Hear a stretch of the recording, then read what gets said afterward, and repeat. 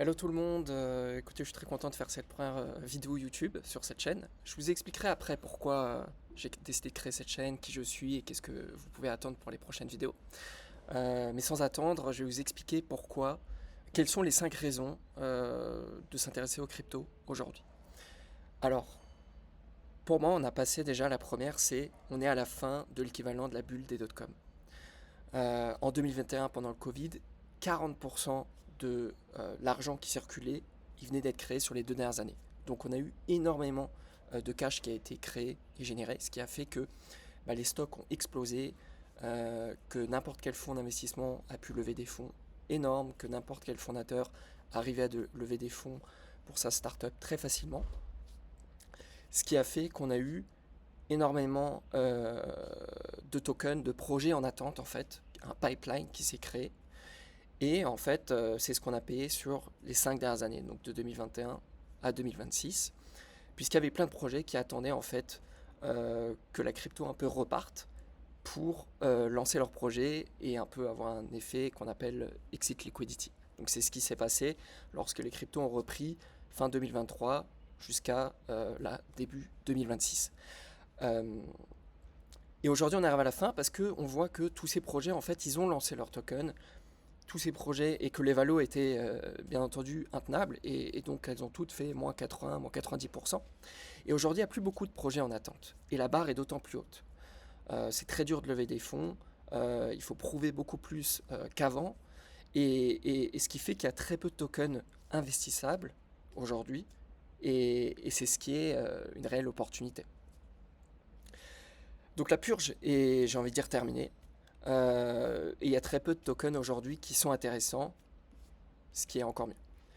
La deuxième raison, c'est que, dû à tout ça, plus le phénomène de l'IA, il y a une grosse rotation d'actifs, c'est-à-dire que beaucoup de gens ont été dégoûtés et sont partis de la crypto et sont allés sur l'IA.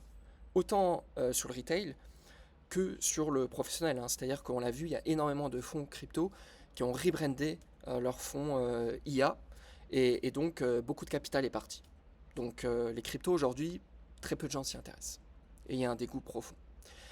La troisième raison, c'est que, donc c'est un peu un alignement des étoiles négatif, j'ai envie de dire, mais on est en accord avec le cycle des 4 ans sur l'année du bottom. Le bottom, il a été fait il y a exactement 4 ans aussi sur Bitcoin et Ether, avec une rechute ensuite quelques mois plus tard.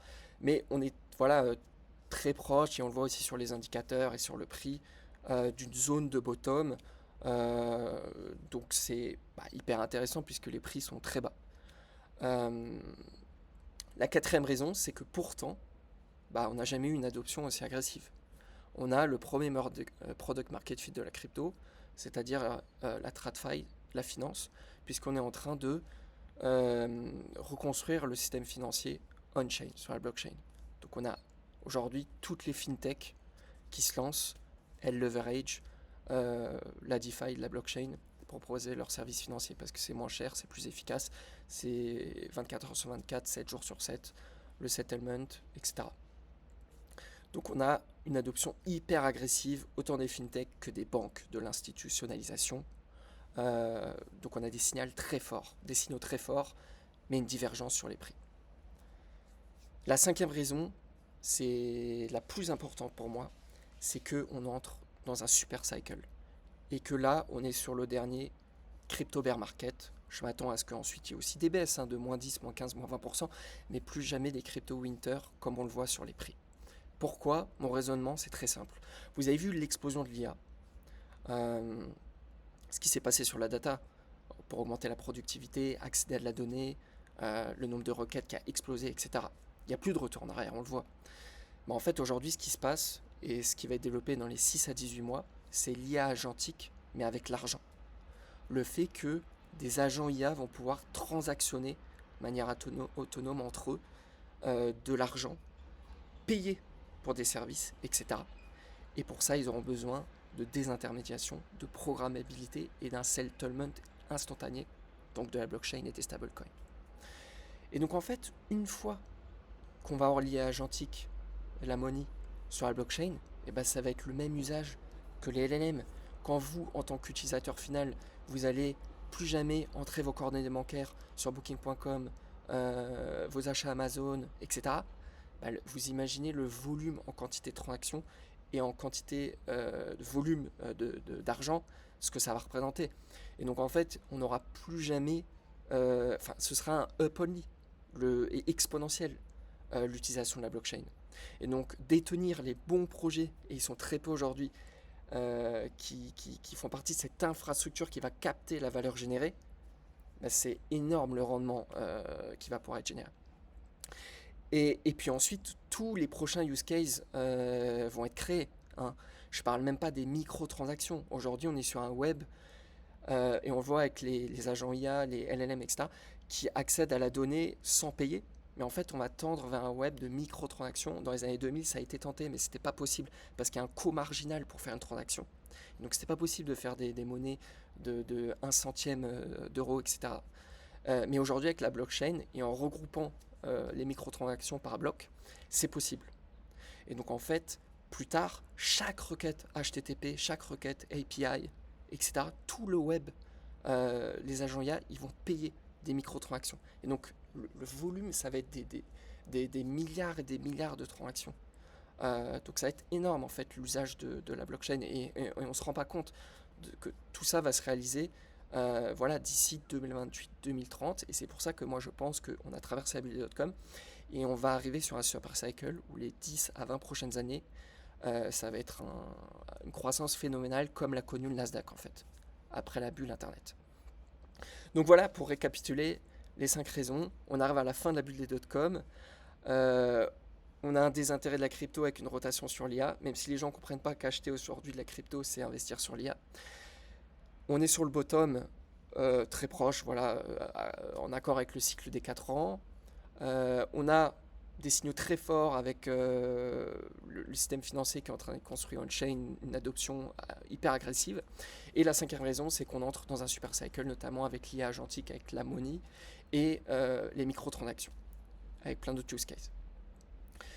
Donc voilà, j'espère que ces 5 raisons vous ont permis de mieux comprendre pourquoi aujourd'hui c'était hyper intéressant de s'intéresser à la crypto, que c'était vraiment un très bon moment. Et voilà, j'ai décidé de créer cette chaîne justement parce que je trouve que c'est un très bon moment. À titre perso, je m'appelle Quentin, ça fait plus de 6 ans que je suis dans le crypto. J'ai investi personnellement, mais aussi travaillé professionnellement dans des fonds d'investissement en crypto, donc je sais comment ça marche. Et en fait, j'ai créé cette chaîne parce que je trouve que le contenu français m'a extrêmement déçu dans l'écosystème crypto. Moi aussi, j'ai commencé par YouTube, par les youtubeurs français, mais au bout d'1 an, je me suis rendu compte que c'était très orienté court terme, trading, comment faire x10, etc. Et que d'ailleurs, c'est pas comme ça qu'on fait de l'argent. Et donc après, je me suis tourné vers un contenu plus international, et c'est là que j'ai beaucoup appris. J'ai vu des gens qui avaient beaucoup plus d'expérience, qui faisaient des parallèles avec le Web 2, et c'était beaucoup plus enrichissant, et ça m'a beaucoup plus aidé en fait au final à progresser. Et donc l'idée c'est d'apporter cette valeur-là dans l'écosystème français, d'avoir une chaîne qui fait des analyses beaucoup plus approfondies, qui fait des parallèles avec le Web 2, qui comprend comment on génère du revenu, qui a une vision à long terme, comment construire un portefeuille, comment DCA, qu'est-ce qu'il faut regarder dans les tokenomics, pourquoi ce projet il pourrait capter de la valeur sur les 10 prochaines années, etc. L'idée, c'est pas de se prendre la tête et d'investir sur des narratifs et de dire aujourd'hui c'est la privacy, investissez sur ZEC, Zcash, etc. Il y a tel autre projet en privacy, et puis au bout d'1 mois, ça marche plus. Non. C'est vraiment trouver des projets qui ont des avantages concurrentiels, qui vont rester et qui vont capter cette valeur qui va justement, pour moi, se révéler en 2028-2030. Donc voilà, j'espère que cette vidéo vous a plu. Si c'est le cas, n'hésitez pas à vous abonner pour ne pas rater les prochaines vidéos, activer la petite cloche et puis liker, commenter pour m'aider comme c'est ma première vidéo. N'hésitez pas, ce que je peux améliorer. En tout cas, j'espère que cette vidéo vous aura plu et puis à la prochaine. Allez, au revoir.